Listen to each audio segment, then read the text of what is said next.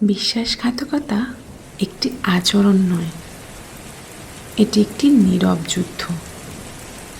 আর যারা বিশ্বাসঘাতকতা করে তারা একজন দক্ষ খেলোয়াড়।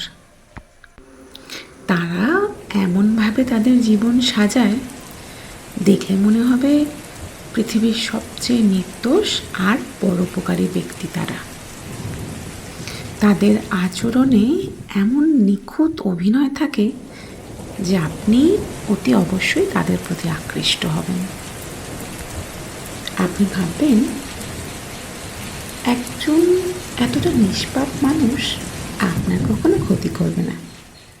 অথচ এই মানুষগুলো একজন ধূর্ত শিকারী।